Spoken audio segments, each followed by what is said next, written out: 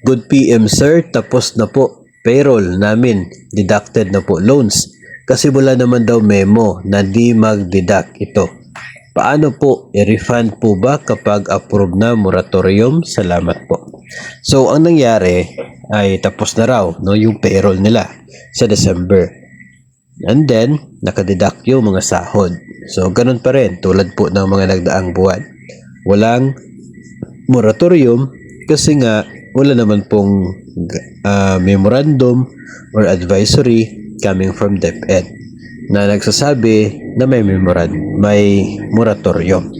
So, ang mangyayari niyan, if ever na maglabas ng order ito pong DepEd or advisory or ano mang tawag natin dyan, kung sasabihin ni DepEd na okay, tuloy na yung loan moratorium magsisimula ng Disyembre, ang mangyayari kung kayo ay tapos na yung sahod, no, nakapag-prepare na release na, tapos lalabas yung order, ang mangyayari, posibleng mangyari dyan ay hindi ipaparimit yung na-deduct.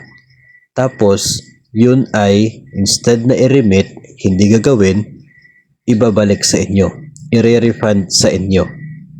So, para na rin kayong walang deduction. Para na rin kayong may moratorium. Ganun po ang mangyayari.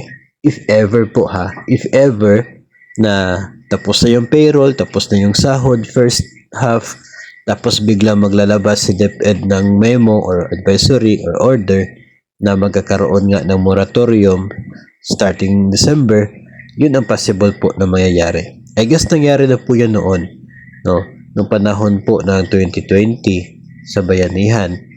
Nangyari na po yun. Ang advisory ni DepEd talaga ay walang i-remit, instead ibabalik sa mga empleyado dahil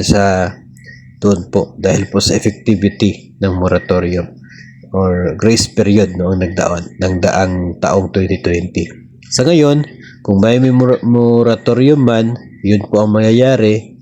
Pero kung walang moratorium ay tuloy yung deduction, tuloy yung sahod na katulad po ng mga nagdaang buwan, at yung deduction sa sahod i-remit sa mga PLIs dahil wala nga moratorium. Kung ganun po. So, ang susi talaga dito ay abangan natin kung ano po yung update, ano po yung ibibigay na update ni DepEd sa kanya po mga nasasakupan tungkol po doon sa kanila pong ni-request na loan moratorium para sa lahat ng mga DepEd personnel sa buwan ng Disyembre at para naman po sa mga apektado sa bagyo para sa January hanggang sa Marso. Yan pong abangan natin. Hopefully maglabas na nga ng order o kaya ay announcement sa DepEd tungkol po doon nang sa ganun ay manahimik na po yung ating pong mga palaging iniisip tungkol po sa loan moratorium.